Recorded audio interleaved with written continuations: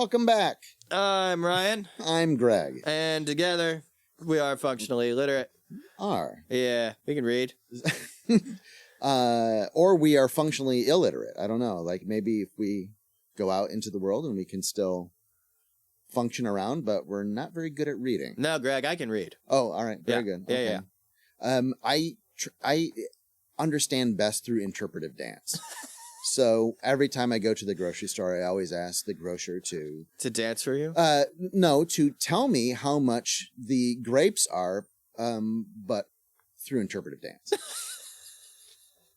I don't know why I'm always buying grapes. I like grapes. Pop-Tarts. Yeah, I like grapes too. Pop-Tarts.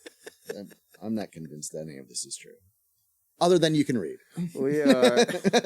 Today we are going to be discussing chapters 6 through 10 of Lost or Found, a Justin Case adventure by Scott Edwards. And don't forget that this is part 2 of this, so we don't want you to be lost. This is an interesting place to start if you decide to start here. Right. We want you to be found. So make sure you listen to part 1, which is prologue through chapter 5. Yeah. Otherwise, you're going to pick up right in the middle of it. You're not going to know what's happening, and it will make about as much sense as interpretive dance of The Price of Grapes. So scroll back an episode. We'll wait. Yeah. We'll wait. Very good. Where do we find our intrepid heroes? They're going to the World Meteorological. That word is a mouthful at the moment. Control. That's right. Not the WMO, the WMC.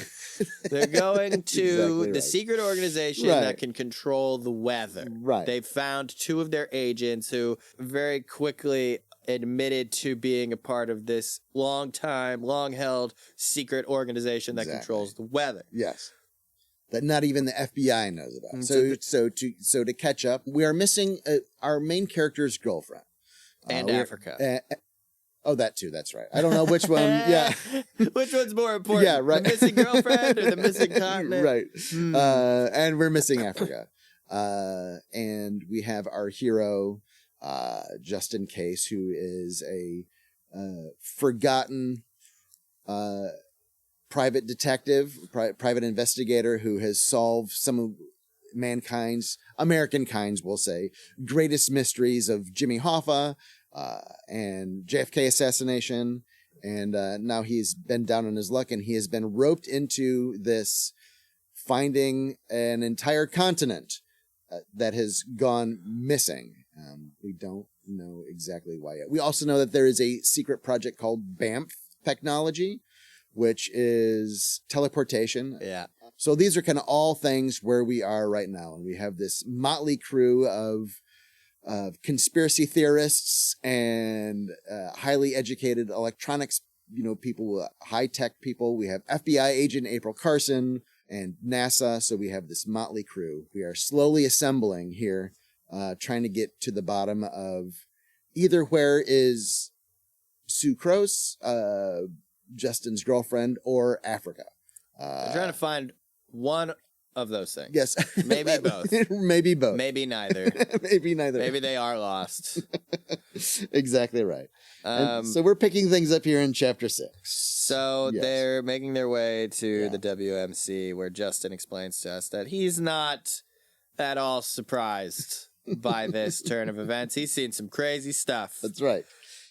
We skip over the travel part of the adventure, and we just get to the destination. Right.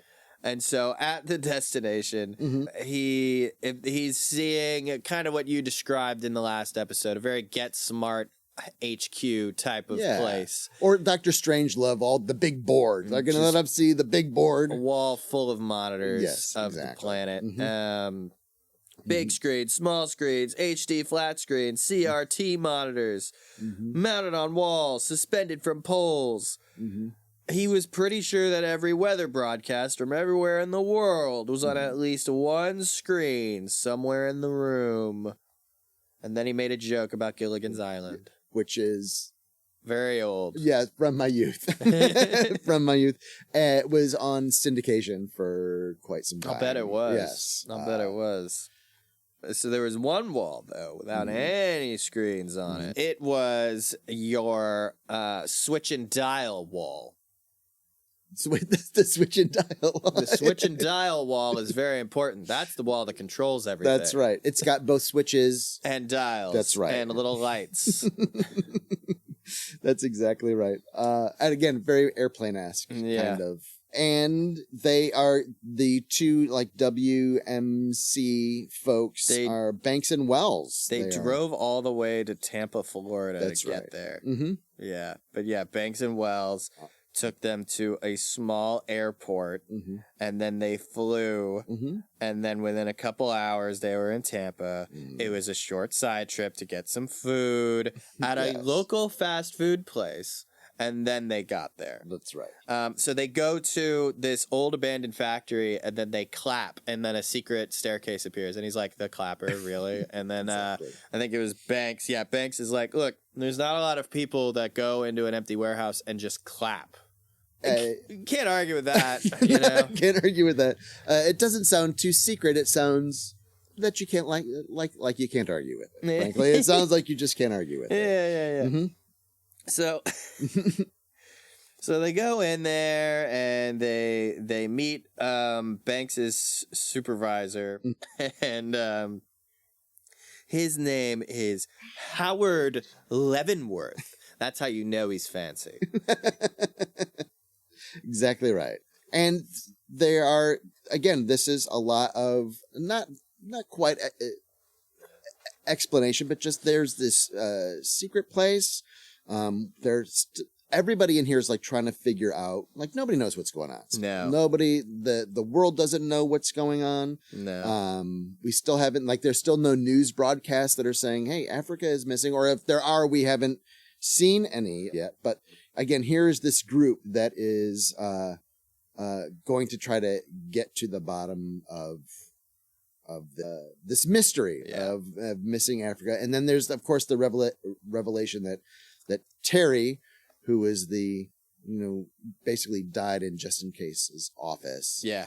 Who was shot. Yeah, who was shot. We don't know by whom. Nope. We know Wells and Bank didn't do it. That's so they right. claim. That's right. Terry's friend Milo is informed that Terry has been murdered. And again, it seemed like it was Terry's fault that this happened in the first place. Yeah. Well, Terry thought it was his fault. Right. Yeah, exactly. Terry thinks this is the part of the story where everybody figures out what went wrong. Yes. Right? So the Banff project was happening at the same time as Terry was doing some routine atmospheric shifts and hemispheric humidity alignments. Yes. And so they were like, by some magnificent stroke of incredibly bad timing, Terry and the Banff project people pushed a button at the same time, and that's what made it happen. That's right. There was some weather machine and teleportation nonsense that made this happen.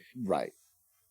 And we actually get to how they changed the weather as well. They changed the weather by folding space-time. And the folding of space-time, and again, the WMC is 1,500 years old. So somehow Einstein didn't discover relativity until the early part of the 20th century. But nevertheless, weather technology, controlling weather, has gone back 1,500 years. They've had this tech since the Renaissance. Right. Okay? Right, exactly. Right? Like, listen, they figured out how to harness the weather a long time ago and decided to keep it secret, whoever they are. Right, exactly. We don't know yet. We don't really know who this group is. We just know what they can do. Right. And we know that there's a lot of bureaucracy involved. So not only were we getting, perspective and vanishing points in visual arts during the Renaissance, humans were also manipulating space-time. That's right. That's right. Like you do. Like you do. Like you do.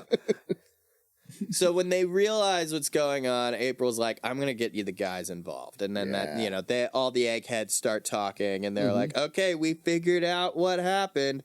And then they're like, and now since we figured out what happened, we can figure out what we need to do. What we need to do is send you all to Africa. We need to send you to the same place that Africa ended up. But we need to do it without sending another continent with you. It's like, that would be ideal. That would be ideal. We're already missing one continent. We don't need to miss North America or South America or Australia or anything like that. Right. So that is this is now the plan of where are we going to next. So again, there's the MacGuffin here is Africa being pursued by government agencies, extra governmental agencies, and a private investigator. Yep. So they decide they're going to stick all these guys into a space shuttle called the Atlantis, and then they're going to teleport it out to Earth orbit. Right. And then from there, teleport it to wherever Africa has try gone. To recreate try to not quite recreate the exact conditions, but they're going to have to figure out where this so there was a space shuttle, and there might still be one called Atlantis. This is not far-fetched. There really is a space shuttle, and there was Columbia, Enterprise, and Atlantis. At least those three that I recall from my youth. So yes. Okay. To be clear. And so, they're having this discussion about all this. Freddy's being a cynic. Yeah, Freddy's still here, by the way. Right. A little unclear on why that is. Like, Freddy, there's no reason Freddy should be here. I think he would be at home piecing his mug collection back together. That's right. There's his mugs. He would be. But for whatever reason, Freddy is here. Yes. And he is giving his color commentary, which is he doesn't think any of this crap's going to work. No, he is unashamedly just... He's not optimistic about this enterprise going forward. He is, however, brilliant. He is, an expert in computers, communication, and other things like that. So, right. Sure. So I'm not convinced he's the only person that has that level of expertise, but, he's with his old friend. And his old friend has invited him along. So then we get to chapter 7. This is Well, we get introduced to the captain of the Enterprise, the Atlantis Commander as well. Jonathan Bulb, nicknamed Flash. Flash Bulb. Right. Commander Flash Bulb. Right. And he's going to have a very specific kind of personality. He is the surfer bro that there ever surfer broed in a spacesuit. I imagine him very much like I'm not totally familiar with Futurama, but I know a handful of the characters. Yeah. I imagine him as like a Zap Brannigan type character. Yeah. Except less horny. Okay, I didn't really realize that Zap Brannigan was horny, but okay. Very much so. Okay, I got you. Very much. Yes. Dude, have you seen the pants he walks around in? He wears pants? He wears hot pants. Oh, does he? He wears okay. short shorts. Very good. Okay. So yeah, there's none of that's in this book anyway. But like somebody who's it feels like, again, there's a handful of these characters that when described, it feels like the author, Scott, is describing somebody very specific to his own life. Well, I don't know about Scott, but I know about Justin, who says Flashbulb reminds him of high school quarterback Bart. And he establishes that Bart was an idiot. Yes. Bart was an idiot. Mm-hmm. And he remembers Bart so distinctly because Bart got with the girl he wanted to get with. That's exactly right. Anyways, he hated Bart Elliott, and so he doesn't have a very good impression of Flashbulb. Right, exactly. And describes him, I have a hard time believing that the man that I could beat in tic-tac-toe would be able to fly a kite, let alone a space shuttle. Right. But alas... He will. He will be flying the space shuttle. Yeah. And so then, the morning of their trip, he met, the other people that would be coming. Yeah. There was also going to be his buddy Freddy. Mm-hmm. There was going to be Dev Sharma, who was involved with the Banff project. Yes. Dick Bronson, he's from NASA. And then also someone called Elias Jordan, who will be the ship's co-pilot. And there was this, I don't know, this felt like a little bit of a stretch, this next bit here, where Justin tries to make a joke about it. He's like, Jordan, huh?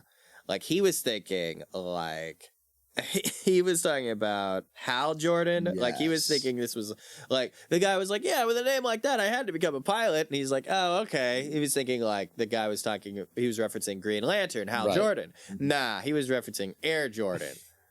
And he's just like, I don't know how you can make that connection, but all right, I'm not going to pull that thread. Right. Exactly. And so also, I should mention that April is wearing a skirt, and that I bring that up because the narrative decides to bring that up, and I don't know why she's wearing a skirt. This does not feel like appropriate wear for this.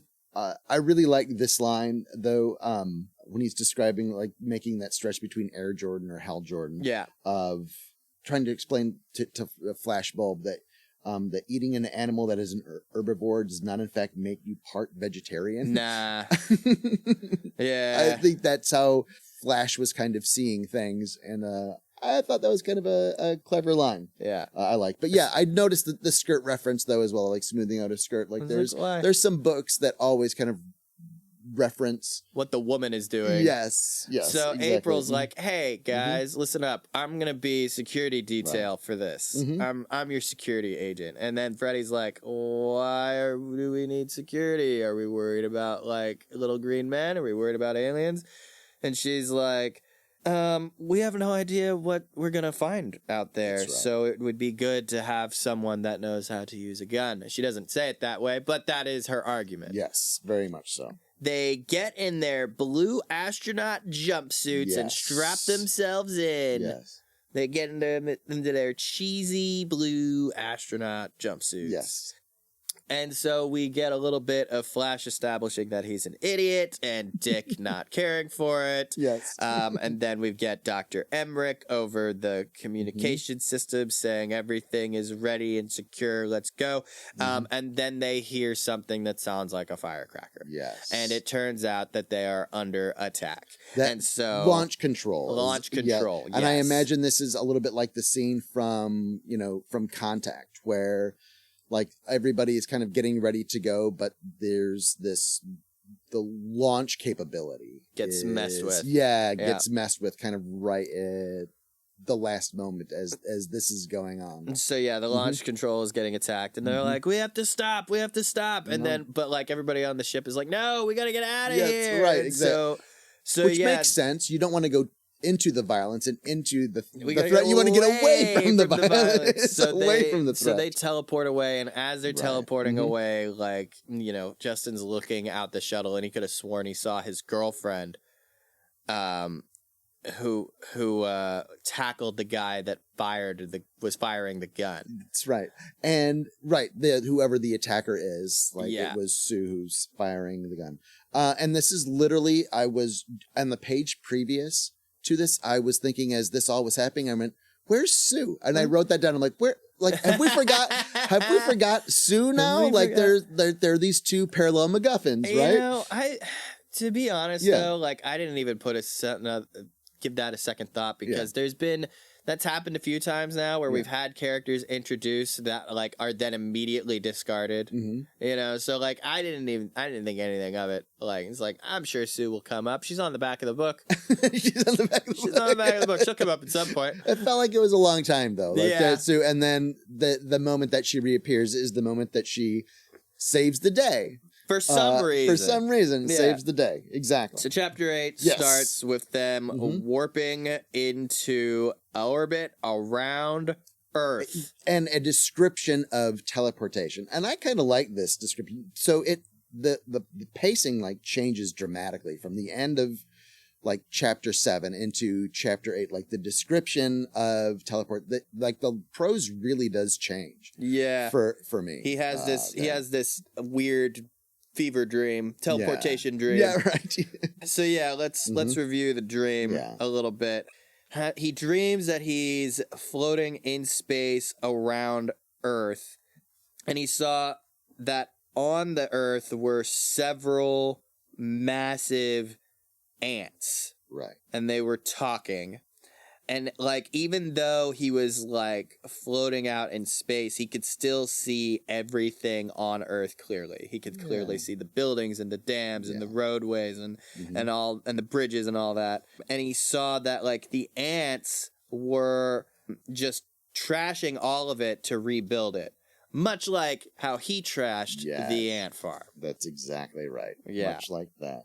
These ants are just kind of communicating in a private little ant language. They all kind of come to, everybody's fine, everybody is not, nobody lost a limb or something. Yeah, the teleportation has worked. The teleportation worked and everybody's fine except for Dick Bronson. Yes. He had to go throw up. I think there might be something called teleportation sickness. Maybe. Or maybe, I don't know, the cream cheese on his bagel was old. Not that we had a scene with cream cheese on a bagel. No, I think it was a teleportation. Yeah, I think so he has a vomit bag dispenser, and he also has a napkin dispenser. So he grabs a napkin afterwards to wipe his face. Well, yeah. As somebody who, I mean, I'm a nurse by trade. As somebody who's kind of been around that situation, I would also recommend a mouthwash dispenser as well. Some place where you can rinse out. Well, liquids don't do too great in space. No, that's true. I was waiting for how this would gastric contents would, coat the inside of the space shuttle Atlantis. That would be kind of challenging, I think. So they're talking about what happened right before they teleported. Yes. They're like, oh my God, there was gunfire? Yes. Is Lester dead? And, Justin's like, yeah, I'm pretty sure Lester's dead. Somebody didn't want us to do this. And Fred's like, I don't think you need to be a famous detective to figure that out. And then Flash is like, well, it's a good thing none of us are famous detectives. And everybody stares at him. Yes. And he's just like, are we?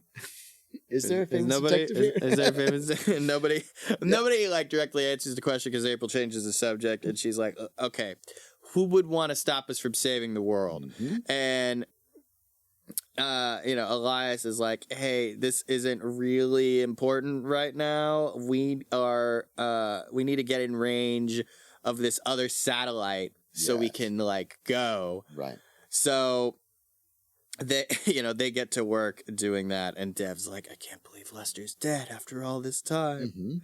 And then he's just like, I've known him since my last year of grad school, however long ago that was.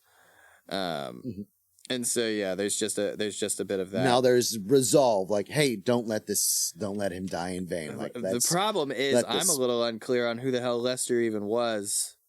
There are some characters. I did find myself kind of going back and forth on where was this person introduced again, and what was there. And I know that there's sometimes if it takes two characters and they're both doing the same thing. Maybe you just need one. Maybe you just need one in terms of a plot device. And maybe I don't know. Maybe Lester will be coming back. I don't know. Maybe. I mean, Sue Crose has come back. Sue Crose allegedly. We don't know. Sue Crose is more of a plot device than a character right now. That's true too. That is true too. Yes. But so then Fred points out, hey, so with Dr. Emmerich unavailable. We don't have anyone at ground control, so who's going to operate the satellite when we're in position? Mm-hmm.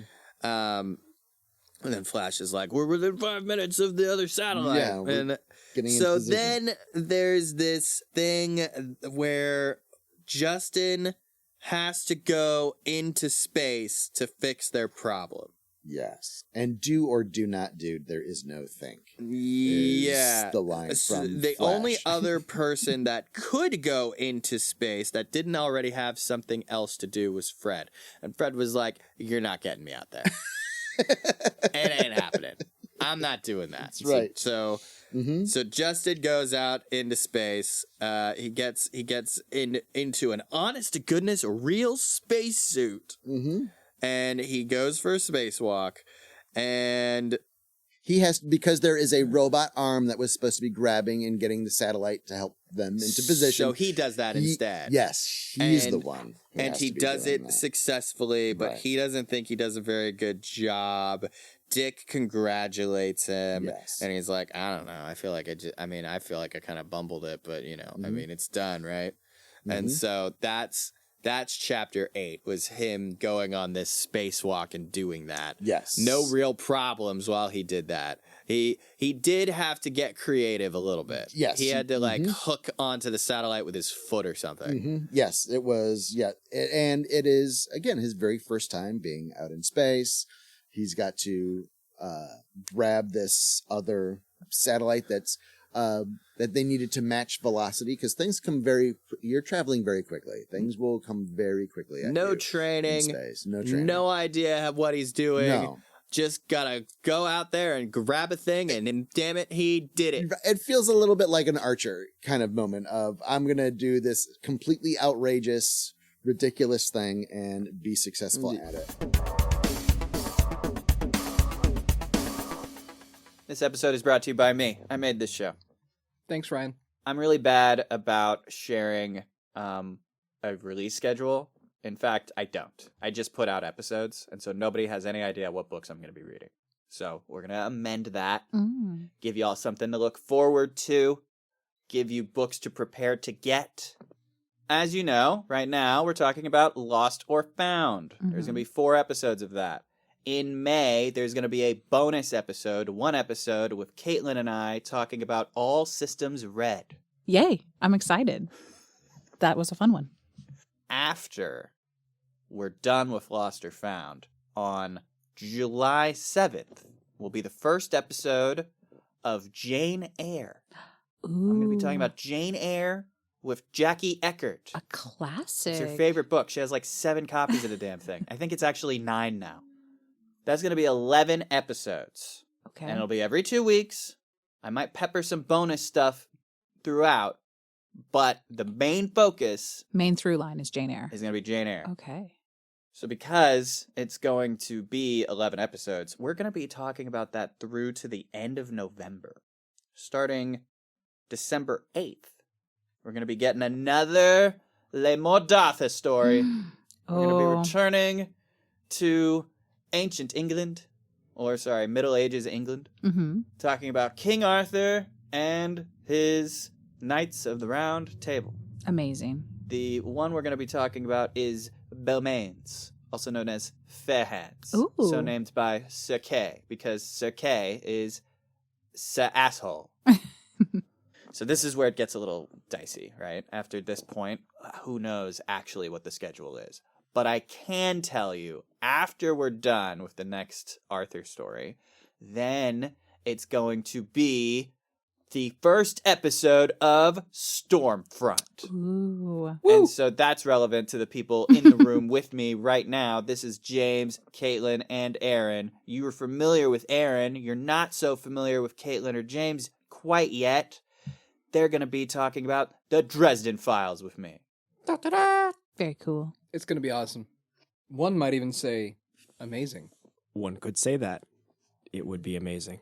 Anyway, to sum up, the release schedule is going to be Lost or Found, followed by Jane Eyre, followed by another King Arthur story, followed by Stormfront. That's going to be the order those release in. The actual release dates might be a smidge subject to change if I'm a little confused about how many episodes actually something will be to cover. That's fine. We know we get our books now early. You know, exactly. Now you know what books to get next. Yeah.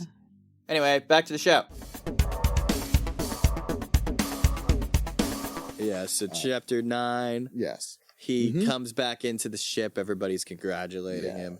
And he's like, hey, we've got a long way to go. Don't congratulate me yet. Yes. And it's like, all right, sure. Let's just gloss over the fact that you saved the mission. All right, that's fine. Again.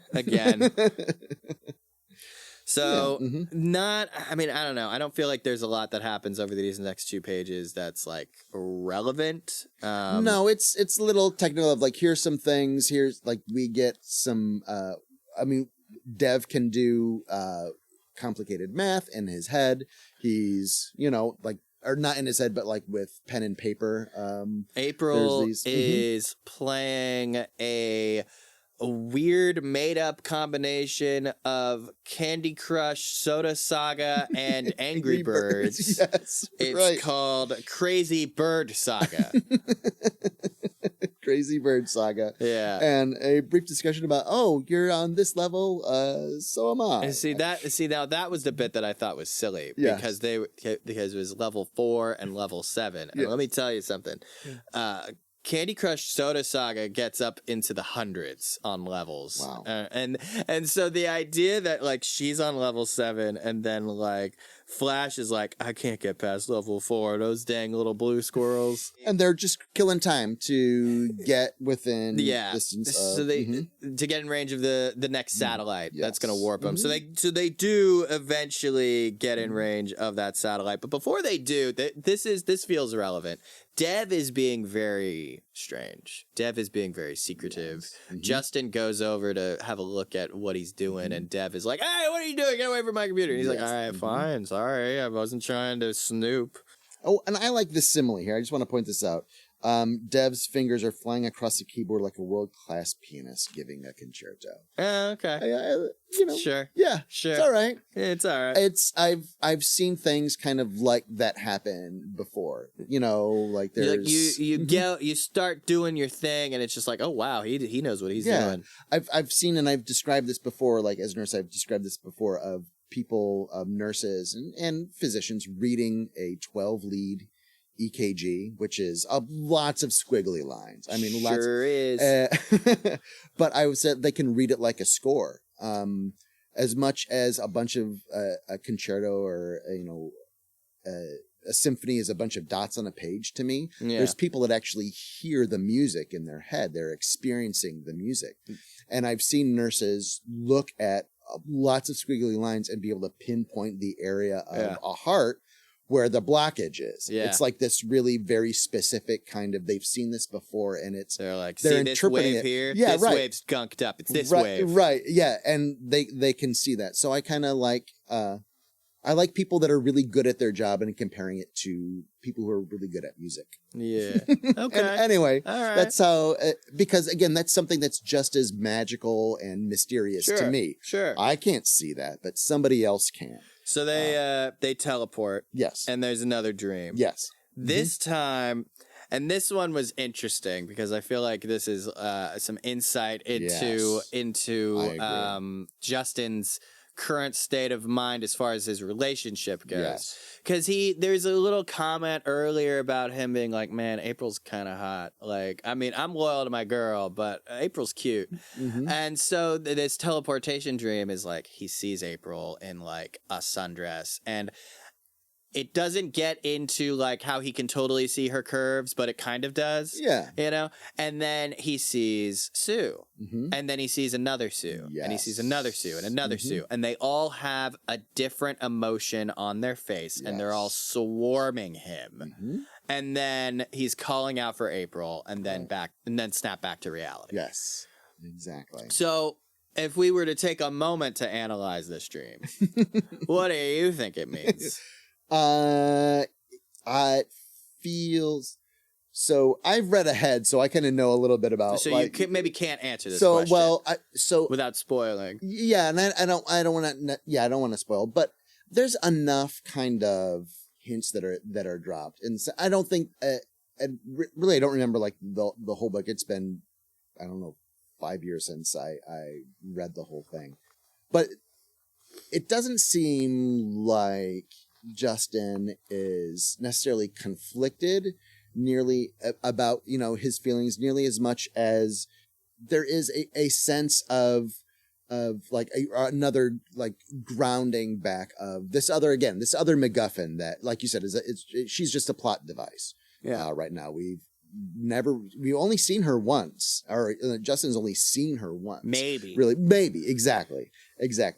And they've only been together for 6 months, so you can't really say that somehow they have been married for a really long time. No. There's any sort of like depth of connection other than 6 months. For God's sake, he hasn't even spoken to her in 2 weeks. Right, exactly. And they didn't even realize he didn't speak to her in 2 weeks. Right, exactly.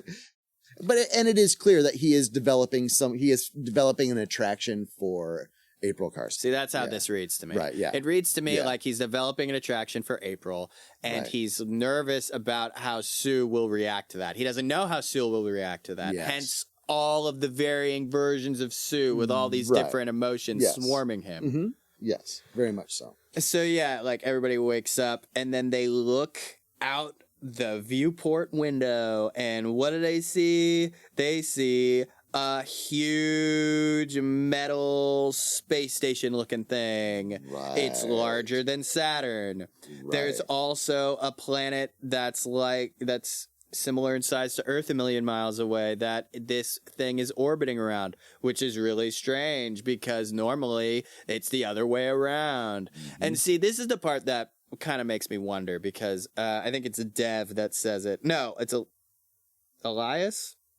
I don't know, one of those two. Yeah. They say that the station is definitely orbiting around the planet, which is strange because normally small things orbit around big things. And I'm just like, are you sure?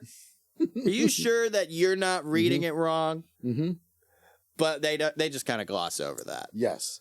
And again, so there's this huge thing, and then there's all these other little objects and things. Like I wrote here, like, this is first contact. Like, this is, they have been teleported into a place where we don't know. I mean, we don't have any idea. Not a clue. What this is. Not a dang clue.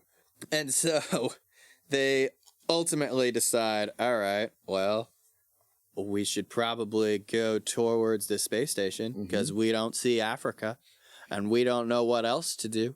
So let's go that way. And Fred here is the only one who's like, hey, we're here for Africa. Yeah. Like, we're here for Africa.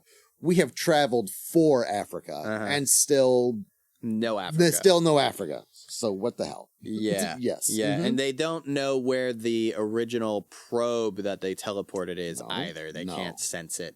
And so they agree to put Justin in charge. It seems like ill-advised.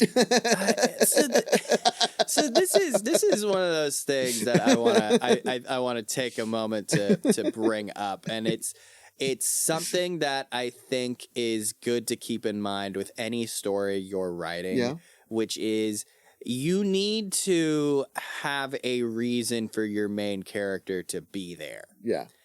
And I hate to say it, but like, I've been reading through this and it's just like, I feel like this plot could have developed on its own without Justin being there at all. Like, I feel like if you remove Justin from this scenario, the plot keeps going. Like, that you will still have a scenario where the WMC and the FBI figure out what went wrong and they form a team and they send people out. Like, it could have been headed by April. Sure. April could have been our main character. But but because Justin is this famous detective. Yes. He's got to be the one in charge. And it's like, man, this guy's not done very much detecting. Well, sure. I will also suggest that, and I don't disagree with you. You're right. I will also suggest that, like, going back to another science fiction book like Hitchhiker's Guide, like, Arthur Dent doesn't really need to be there either. He's just kind of a figure. But they justify it really well, which is that his friend is an alien and the alien is friends with Arthur. Right. And knows that the planet's about to be obliterated. And he chooses to save his friend because Arthur was like the guy that got him on his feet when he first got there. Yeah. Well, I mean, at least in the movie, he saved Ford's life. I don't remember exactly how it went in the book, but it was, the justification was, you're my friend and I want to save you. Right? Here, the justification is, you're this world's famous detective. You should be in charge. Yes, right. Yes. and I do hear that. But so he's more like, and I think that's why it's written in first person. She's like more the observer. Yeah. And so there may have been a different choice of like letting not Justin be in charge and let him continue to be that first person observer and putting April or putting somebody else in charge with respect to that. So he can be that the voice of the reader, the ability of the reader. But again, these are all like, being functionally illiterate means like you ask these really hard questions, not really hard, but really kind of insightful questions. Just pointing out. Yeah, exactly. Yeah. But I do like the line here where we should treat this like any other missing object case. We question the locals. We question the locals. Like, we don't even know who the locals are yet, but we're going to go like, I mean, it's sensible to me. Like, it's like, hey, there's a big ass space station. Maybe they know where Africa like, is. let's canvass the neighborhood. Like, we don't don't know where Africa is. Maybe they know the right direction to send us. exactly right. So That's then how it feels. we get into chapter 10. Yes. They are making their way towards this space station, and it is taking forever. They are moving at 600 miles an hour, and this thing is many thousand miles away. That's right. And it's taking some time. a while. And so they, as they're going, they're like, hey, maybe we should like try and hail them on our way over so we don't catch them by surprise. And so Elias says, Mr. Bronson, is Atlantis still equipped with our first contact package? And Dick's like, how the hell do you know about that? And Elias is like, lucky guess. I heard rumors about it growing up, and you just confirmed it exists. Yeah, gotcha. So, do we still have it? Right. And he's like, yeah, we still have it. It does feel like there doesn't need to be, like, we've moved to the point for this with Africa missing and the world coming around. Like, there doesn't really need to be secrets anymore. No. You know what I mean? Like, hey. I do like that we're poking fun at the fact that there doesn't need to be secrets anymore. Yes. But I do wish we could have a character, and maybe that'll happen later. Yeah. I do wish we could have a character that is like, why the hell are we, like, just calls it out. Like, why are we doing this? What are we doing? What are we actually doing? Why do we care about government secrets right now? It doesn't matter. Right. It really, honestly, doesn't matter. Go pound sand. Like, tell me about the first contact package, bro. Load it up. Right. Load it up. And it doesn't get pointed to, but I think Justin Case does mention that, like, in our first episode, he's like, hey, man, and that's one of the things that's like, there's nothing... doesn't he do that with like Banks and Wells? Yeah, he's like, the world is ending, man. Yeah, right. It doesn't matter anymore. Right. So we do have that. We did get a little bit. Yeah, a taste of it. But there's still like that. There is somebody that's kind of holding on to the nature of secrets. Feels a little. Yeah, like it feels like they should be kind of made fun of for that. Yeah. Not hazed or not this escalation. Just like, dude, like we're really past this. You're gonna have to. There's no such thing as top secret anymore. So then our mission. observer, Justin, is like, hey, Dick, what's the first contact package? And so he kind of gets into it. And I kind of like this, you know. So, you know, originally, like when we were going out into space, the government made like this golden record that they sent out that could hypothetically be played.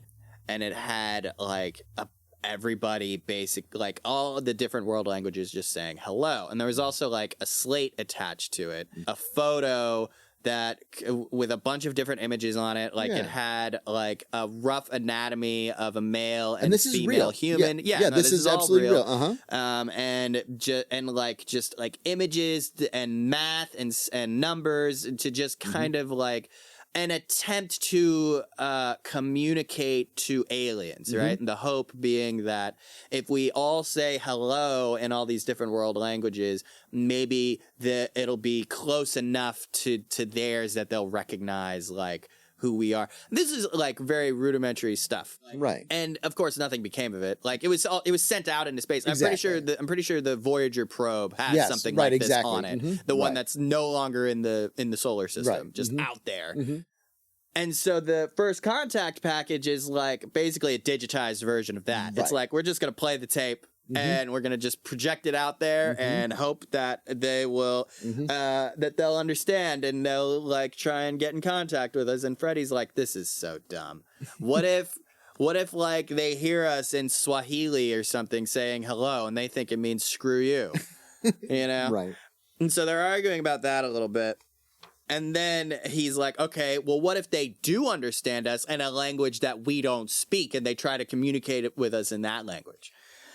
But instead, what we get is we get Flash saying, like, I don't know what you're so worried about. Have you seen Star Trek? All aliens speak English. Perfect English. And so Justin's like, this is a comment that I would have made flippantly. Yes. But Flash made it genuinely. And he was like thinking about how to respond, but then there was a response. someone in English very clearly saying, "Shut the hell up." You're annoying. Exactly. Enough with this. Basically, yes. Flash is right. Everybody does. Flash just shrugs. He's like, kind of sounded like English to me, dude. right. This moment here, where this is. And then we get some sort of pecking order after this of using Star Wars references of, I'm going to be this character in Star Wars. Can I please be Lando? You're Chewbacca, you're the co-pilot. It's just this little, again, it's a little bit indulgent. Elias wants to be Lando. Justin says he's Chewbacca because he's the co-pilot. Right. Fred is C-3PO. Right, exactly. And he says that Dick is Obi-Wan. Right, right, exactly. So again, it's a little indulgent, but that's okay. I think it's a little bit of fan service, maybe. So there's this description of the space station with its arms grabbing their ship, and then like a ramp extending out to it. Right. And then they are told your passcode is 42 Kappa. Repeat, 42 Kappa. And it's implied, do not forget your passcode, or you will never find your spaceship and return home. Right. So you better remember 42 Kappa. And then we get to this moment where it's a like where Justin talks about there's deja vu, where it feels to him like a country bar, which is a place that he feels terribly uncomfortable in, but you walk into it willingly because you have this thing to do. There's a story that he tells here where he and two of his friends went to a country bar, and he like felt like a fish out of water because he'd never been to a country bar, but there was two things there that were very of interest to him, which was the nickel beer, cheap beer, and a lady that he knew as a classmate who was Miss Illinois last year, and he wanted to get with her, and his friends wanted to get with her, and they were unsuccessful. That didn't happen. They did not do that. So then we come back to now. They are now docked at the space station. They have gravity. April comments on that. Yes. And then she's like, I'm going to lead the way because I'm security. And she makes a comment to Fred, like, are you still wondering why I came along, Mr. Stone? And Fred's like, I should have known this would happen. And so then there's this bit here that felt very unnecessary to me, but maybe it's just because I'm younger, right? It's this bit where Justin's like, I'm pretty old-fashioned. I'm pretty chivalrous. I feel like I should be leading the way. However, things have changed, and April is the head of security, so she should lead the way, and I should be behind her, so that way I'm safe. That's right. So they established their marching order, right? Like it's going to be April, then Flash, and then Justin and Fred, and then everyone else behind them. And Dev is like, hey, shouldn't somebody stay with the ship? And Justin's like, you want to stay by yourself? Which makes Dev's eyes bulge. And he's like, no, I don't want to be by myself, but I feel like somebody should be with the ship. And Flash is like, the ship's going to be fine. They could have killed us if they wanted to. Again, another insightful comment from the lummox. Like, honestly, Flash is my favorite right now. Flash is the most reasonable. Listen, he's the pilot. Yes. Pilots they have a very unique mindset, right? Like they are very good at what they do. They're not very good at much else, but they have insightful comments. Yes, right. I think that's probably by design. And then again, they are ready to go and step foot into this brave new world. We don't know anything about it yet. First contact. And that's the episode. That's all we have time for today. Well, that's all we're going to discuss today. Yes. We have a little bit of time left on in the episode. I normally do 50 minutes to an hour 10. So is there anything else that you'd like to say about these chapters before we wrap up? Again, just in terms of like Hitchhikers keeps getting more and more outrageous. It feels like this keeps getting more and more and more just outrageous and outrageous and outrageous. And again, it's been 5 years and I have not read the book again in 5 years. This is a little service to a good friend of mine and a way to talk about, again, books that are, not great works of fiction and great works of literature, and see how but sometimes great works of literature often start like this, and then they go through different permutations and they get better and they get more refined. I'm going to make a prediction. So, yeah. You wanted me to make a prediction. So that's right. What are your predictions? My first prediction is this space station's just going to be full of humans. Okay. It's just going to be full of humans that came here a long time ago, split off from Earth, and they still know what's up with Earth. They know that Africa has disappeared. They don't know where the hell Africa is, but they're going to help our intrepid heroes on their way. And also, probably somebody on the space station shot Lambert. Ah. Okay. Probably somebody on the space station does know what happened to Africa and is like, I want this to happen. Fuck Earth. Right. That's my prediction. These are my predictions. Also, Sue is Athena. Sue's Athena. That's based on nothing. Yeah, I know nothing about Sue. Yeah, that's right. Other than she's sweet. Yeah, that's all I know. Sue is sweet. Yes, and can maybe tackle a guy with a gun if she was there. If that was her, that was probably her. Yeah, it was probably her. Yeah, but there was some doubt. Like, was that her? I saw her. I thought I saw her tackle a shooter. Yeah. But yeah, so next time we will discuss chapters 11 through 15. Or 16. 11, 12, 13, 14, 15. Oh, okay. 15. Oh, 11 through 15. And then we will... So there's 22 chapters in this book and an epilogue. So I think for the final episode, we should just finish it out. Okay, right on. So I guess we could do 6 chapters next episode to even it out a little bit. There you go. Yeah. I think that might be okay. Okay, cool. And glad we worked that out. Yeah, we worked that out. In real time. Okay. So I would like to thank you, Gregg, for bringing me this book into my life and out to the airwaves. Yeah. Thank you, Vidwest Studios, for the equipment and the space. Thank you, Josh Hughes, for being a patron and funding my membership to Vidwest to make this possible. We love that. Thank you, Jake Weller, for doing the music for this podcast. If you haven't, you should absolutely check out his album, Wasting Time. Really good music. I listen to it probably 2 or 3 times a year, his album. And we love you guys, and we will see you in 2 weeks, where we will discuss chapters 11 through 15 of Lost or Found. Have a good one. Have a good one. Bye-bye.